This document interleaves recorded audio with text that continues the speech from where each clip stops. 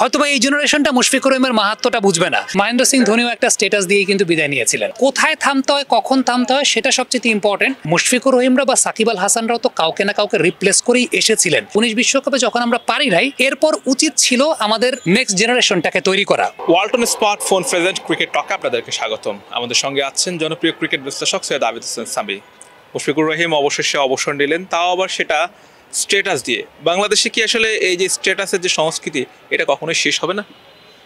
মুশফিকুর রহিম তার ক্যারিয়ারের পিক সময় যে স্ট্যান্ডার্ডের ক্রিকেট খেলেছেন, সেই স্ট্যান্ডার্ডের ক্রিকেট এখনও খেলার মতো ব্যাটসম্যান বিকল্প বাংলাদেশে তৈরি হয় নাই। যেটা বলছে যে তৈরি হয় নাই কেন? কারণ তৈরি আসলে হতে দেয়া হয় নাই। এখন মুশফিকুর রহিম যদি কন্টিনিউ করতেন ক্রিকেটটা, ওয়ানডে ক্রিকেটটা, তাহলে সেই বিকল্প তৈরি হওয়ার ক্ষেত্রে আরও জেনারেশন গ্যাপটা বৃদ্ধি পেত।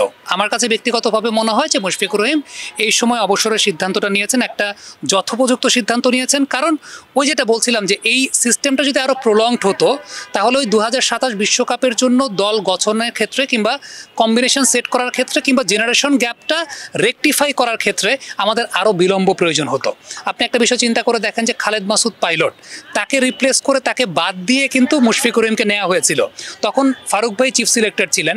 তখন যদি ফারুক ভাই চিন্তা করতেন যে না, খালেদ মাসুদ পাইলটই খেলবে, তাইলে কিন্তু এই জেনারেশন গ্যাপটা বৃদ্ধি পেত, তাহলে কিন্তু মুশফিকুর রহিমদেরকে আমরা পেতাম না। সো আলটিমেটলি আমার কাছে মনে হয় যে সিদ্ধান্তটা যেটা নিয়েছেন, সঠিক সিদ্ধান্ত নিয়েছেন। আর স্ট্যাটাস দেওয়ার সংস্কৃতির কথা আপনি বলছেন, মহেন্দ্র সিং ধোনিও একটা স্ট্যাটাস দিয়েই কিন্তু বিদায় নিয়েছিলেন। স্টিভেন স্মিথও কিন্তু একটা স্ট্যাটাস দিয়ে বিদায় নিলেন। সো কোথায় থামতে হয়, কখন থামতে হয়, সেটা সবচেয়ে ইম্পর্টেন্ট। এটা না যে মাঠ থেকেই বিদায় নিতে হবে। তবে হ্যাঁ, মুশফিকুর রহিমকে যদি আমরা মাঠ থেকে বিদায় দিতে পারতাম, কিন্তু তার ফর্মটা তো আসলে ওইরকম ভালো ছিল না, যে কারণে হয়তো বা আমরা মাঠ থেকে বিদায় নিতে পারি নাই। ফর্ম ভালো ছিল না, দ্যাট ডাজন্ট মিন তিনি আগে কী করেছেন সেই ব্যাপারটা আমরা অস্বীকার করব। ক্যারিয়ারের শেষের একটা পর্যায়ে একজন প্লেয়ারের ফর্মটা খারাপ থাকতেই পারে। ভালো লাগতো যদি ক্যারিয়ারের শেষ ম্যাচটা একটা 50 করে বা একটা ম্যাচ উইনিং নক খেলে তিনি বিদায় নিতে পারতেন, বাট সেটা যেহেতু হয় নাই, দেখেন same thing goes with Mahendra Singh Dhoni. তিনিও একটা স্ট্যাটাস দিয়েই বিদায় নিয়েছেন, তাও কেউ জানতো না, একদম নীরবে নিবৃতে। So cricket is like that. এবং মুশফিক যে সিদ্ধান্ত নিয়েছেন, সাধুবাদ জানে এই ক্ষেত্রে যে আলটিমেটলি তিনি যদি দেরি করতেন, তাহলে জেনারেশন গ্যাপটা আরও বেশি মাত্রায় বৃদ্ধি পেত।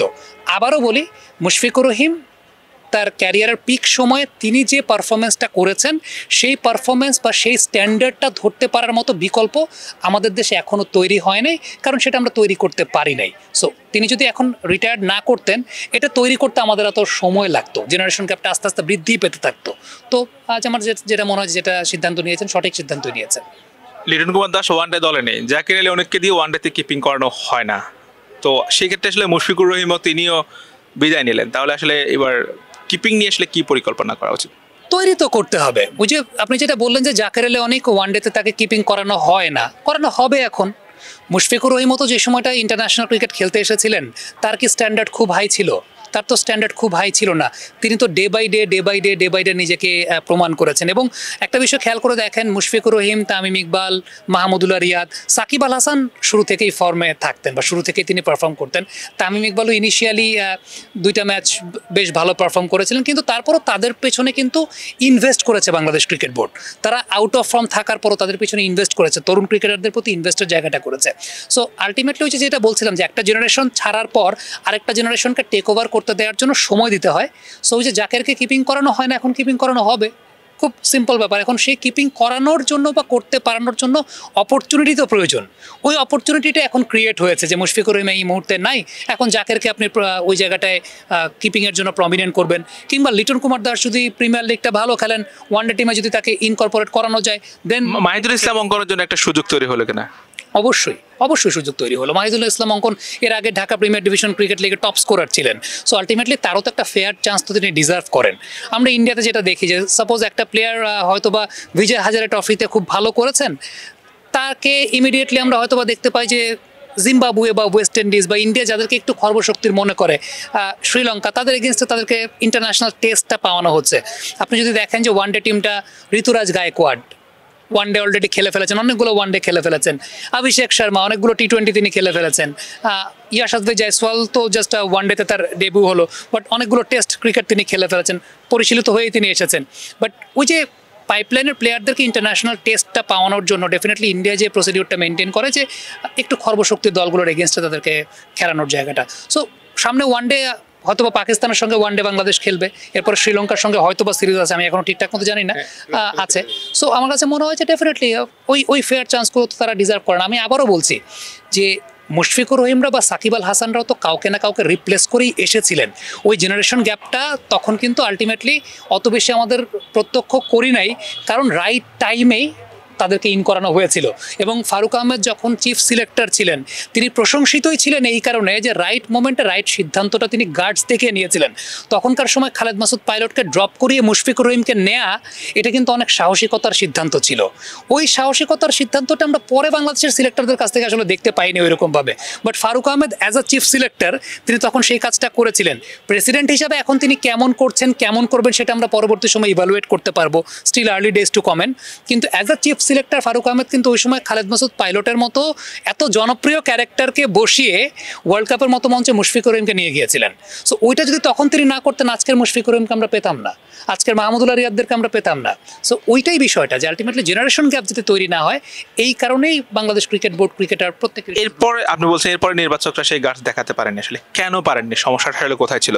বোর্ড থেকে কোনো হস্তক্ষেপ ছিল নাকি অন্য কোনো কারণ? এটা তো নির্বাচকরাই বলতে পারবেন কেন তারা পারেননি, এটা তো আমি বলতে পারবো না। আমি তো বোর্ডের কোনো পার্টও না, আমি তো নির্বাচকও না। বাট আমরা যেমনটা দেখেছি যে ওই যে বিষয়টা বললাম যে অনেক সময় অনেক সাহসিকতার সিদ্ধান্তের জায়গায় হয়তোবা তারা দেরি করে ফেলেছেন, হয়তোবা এই দেখেন মুশফিকুর রহিমের যে বিদায়টা যেটা হলো, সোশ্যাল মিডিয়ায় কত মানুষ কত কথাবার্তা বলছে না? আমরা কি এমনটা চেয়েছিলাম যে মুশফিকুর রহিমের বিদায়টা এইভাবে হবে? সোশ্যাল মিডিয়া খুললে পরেই মুশফিকুর রহিমের কন্ট্রিবিউশন নিয়ে ট্রল করছে মানুষজন।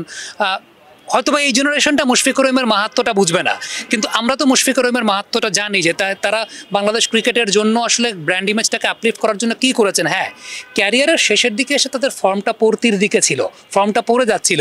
এই যে ক্যারিয়ারের শেষের দিকে যখন ফর্মটা পড়ে যাচ্ছিল, সিলেক্টরদেরকে তো তখনই সচেতন হওয়া উচিত ছিল, যে তখনই তাদের সঙ্গে কথা বলা উচিত ছিল যে এখন এই জায়গা থেকে ওভারকাম করার মতো সময় কি তোমাদের হাতে আছে? সো যদি সময় না থাকে তাহলে একটা গোল্ডেন হ্যান্ডশেকের ব্যবস্থা করার জায়গাটা, সো সিলেক্টররা কিন্তু ওই কাজটা করতে পারতেন তাদের ইমেজটাকে অক্ষুণ্ণ রাখার জন্য। বাংলাদেশের ক্রিকেটের স্টেক হোল্ডার হিসেবে আপনাকে আমাকে আমাদের সবাইকে এই বিষয়টা খেয়াল রাখতে হবে। আমাদের সিনিয়র ক্রিকেটার যারা আমাদের ব্র্যান্ড ইমেজটাকে আপলিফ্ট করেছেন, তারা যে কন্ট্রিবিউটটা করেছেন আমাদের দেশের ক্রিকেটে, সেই মর্যাদাটাকে অক্ষুণ্ণ রাখার জন্য কি করা উচিত, কিংবা তাদের সেই ব্র্যান্ড ইমেজটা ধরে রাখানোর জন্য কি করা উচিত, সাহায্যটা কিন্তু আমাদের তরফ থেকেও করা উচিত। বাট ফ্যাক্টের জায়গাটা হচ্ছে ওই যে ফর্ম পড়তির দিকে ছিল, বাট তারপর আমরা এক্সপেক্ট করেছি যে তারাই খেলবেন, ওইটাই আসলে প্রবলেমের জায়গা। আরেকটা কারণ কাজ করে কিনা যে আসলে বাংলাদেশে যারা পঞ্চপাণ্ডব ধরা হয় তাদের আসলে কোনো ট্রফি নেই, এদের কাছ থেকে বাংলাদেশের ক্রিকেটের অনেক বেশি মানুষ অনেক বেশি প্রত্যাশা ছিল। ঠিক তেমনিভাবে মুশফিকুর রহিমের কাছেও সেই হিসাবে প্রত্যাশাটা অনেক বেশি ছিল, কিন্তু ট্রফিলেস বিদায় নিচ্ছে, এই জন্য শেষ দিকে তার পারফরমেন্স খারাপ, এই জন্য কি একটু ক্ষোভটা বেশি কিনা ভক্তদের? দেখেন আমি একটা কথা বলি, বাংলাদেশের ক্রিকেটের ওই জেনারেশনটার যদি ট্রফি জিততে হতো সেটা 2019 বিশ্বকাপেই জিততে হতো, ওইটা গোল্ডেন পিরিয়ড ছিল। 2019 বিশ্বকাপ যখন পার হয়ে গেছে, তারপরে ধরেন নেক্সট জেনারেশনে রাতারাতি ট্রফি জেতা সম্ভব না। আপনি যদি চিন্তা করেন ইন্ডিয়ার গোল্ডেন জেনারেশনটা 2011 বিশ্বকাপে ট্রফি জিতে ফেলেছিল, ইন্ডিয়া কিন্তু এরপরে আসলে এক্সপেক্ট করে না, এক্সপেক্ট করেছে কোথায় 2023-এ এসে, যেটা আলটিমেটলি আরেকটা গোল্ডেন জেনারেশন ছিল। আমাদের ক্ষেত্রে ব্যাপার যেটা হয়েছে কি, যে 19 বিশ্বকাপে যখন আমরা পারি নাই, এরপর উচিত ছিল আমাদের নেক্সট জেনারেশনটাকে তৈরি করা। ধরেন 23 বিশ্বকাপে আমাদের মুশফিকুর রহিমের ফর্মটা পড়তির দিকে ছিল, সাকিব আল হাসানও ওইরকম কন্ট্রিবিউট করতে পারেন নাই, কিন্তু 23 বিশ্বকাপে উচিত ছিল তাদেরকে ব্যাকআপ দেয়া তা লিটন কুমার দাসের, নাজমুল হোসেন শান্তর, তারা সেটা করতে পারেন নাই। 23 বিশ্বকাপে উচিত ছিল লিটন কুমার দাসের 2টা সেঞ্চুরি করা, নাজমুল হোসেন শান্তর 1টা সেঞ্চুরি করা। সাকিব আল হাসান একটা ম্যাচে পারফর্ম করবেন বড় ম্যাচে, মুশফিক একটা ম্যাচে পারফর্ম করবেন বড় ম্যাচে। আমি এক্সাম্পলটা আপনাকে একটু এইভাবে বুঝাই, 2024 টি-20 ওয়ার্ল্ড কাপে বিরাট কোহলি কোন ম্যাচটা ভালো খেলেছেন? একমাত্র ফাইনাল ম্যাচটা। তার আগে ফাইনাল পর্যন্ত নিয়ে এসেছেন কারা? শিবম দুবে, ঋষভ পান্ট, সূর্য কুমার যাদব।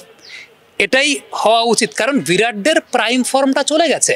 এখন বিরাটরা আলটিমেটলি যে ক্রিকেটটা খেলবেন, তাদেরকে it should be backed up by other players of next generation.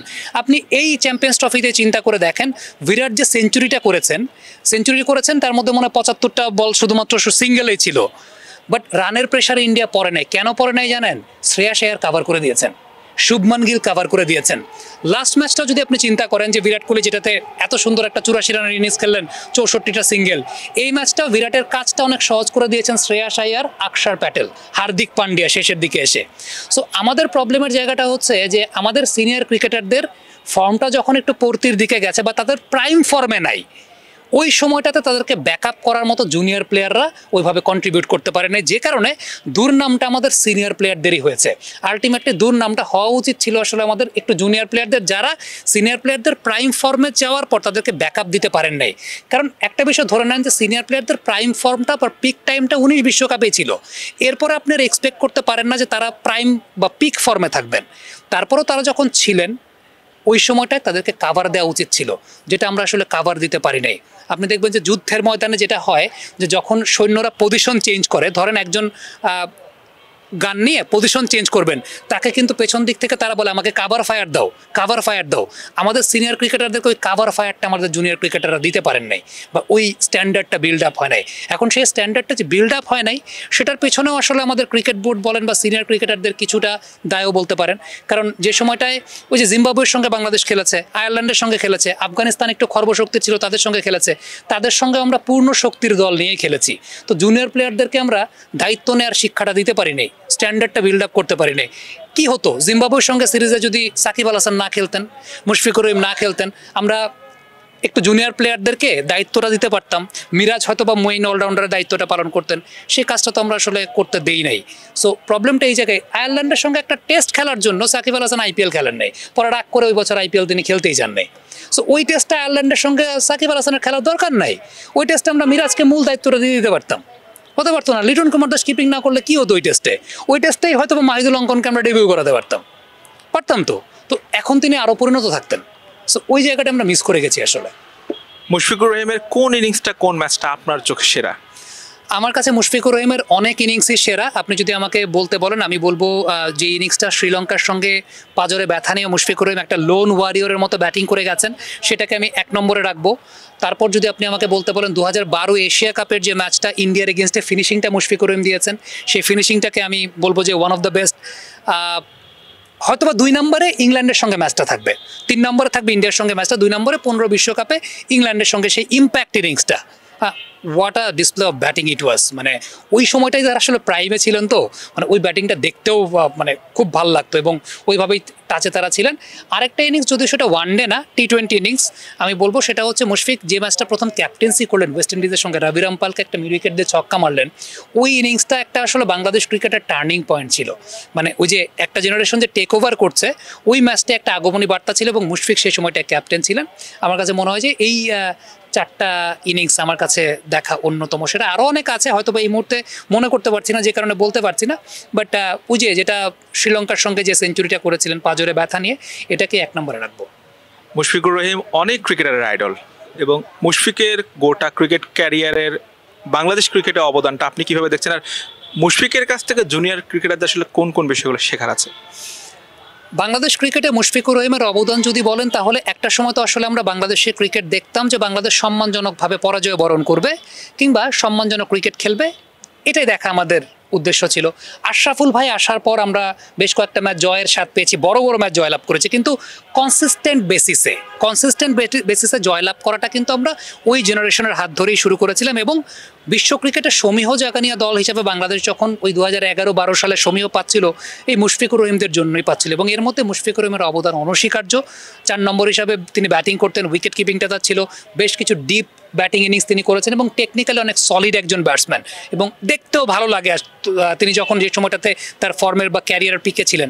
এবং সত্যি কথা বলতে মুশফিকুর রহিমের ট্রান্সফরমেশনটা দেখেছি, তো ওই ট্রান্সফরমেশনের জায়গাটা ফ্রম শেন বন্ডের হাফ ভলিবলে বোল্ড হওয়া 2007 বিশ্বকাপে একটা মিডিওকার ব্যাটসম্যান, সেই জায়গা থেকে বিশ্বকাপের মতো মঞ্চে ইংল্যান্ডের মতো বোলারদেরকে তুলোধনো করা, এই ট্রান্সফরমেশনের যে এই জার্নিটাই ইয়াং ক্রিকেটারদের জন্য অনেক বেশি মাত্রায় শিক্ষণীয় জায়গা। যে তোমার স্ট্যান্ডার্ডটা হয়তো অনেক নিচের দিকে থাকতে পারে, কিন্তু তুমি চাইলে সেই স্ট্যান্ডার্ডটাকে আপলিফট করতে পারো।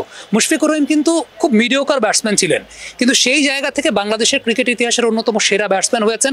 তার ডেডিকেশন, তার ডিটারমিনেশন, তার ফিটনেস লেভেলটাকে যেভাবে মেনটেন করেছেন, ডিসিপ্লিন, এই জায়গাগুলো অবশ্যই অনেক শিক্ষণীয় জায়গা। যদিও সেটা ওয়ার্ল্ড ক্রিকেট স্ট্যান্ডার্ডে আপনি হয়তোবা বলতে পারবেন যে হয়তোবা অত বেশি আপগ্রেডেড না, তারপরে বাংলাদেশের কনটেক্সটে ইট ওয়াজ দ্য বেস্ট। এটাই বা কয়জন করে বাংলাদেশের ক্রিকেটের। সো আমাদের কালচার অনুযায়ী মুশফিকুর রহিম যেটা করেছেন সেটা বাংলাদেশের প্রেক্ষাপটে বেস্ট, এবং ইয়াং ক্রিকেটাররা এই ডিসিপ্লিনের জায়গা থেকে শিক্ষা নিতে পারেন। কারণ আবারও বলছি, মুশফিকুর রহিমকে এরকমও দেখেছি হাফ ভলিবলে বোল্ড হতেন, সেই জায়গা থেকে ওয়ার্ল্ড ক্রিকেটের one of the finest batters, Bangladesh ক্রিকেটের অন্যতম সেরা ব্যাটার। এটা চারটিখানি কথা না, সেটা ওই ডিসিপ্লিনের কারণেই হয়েছে।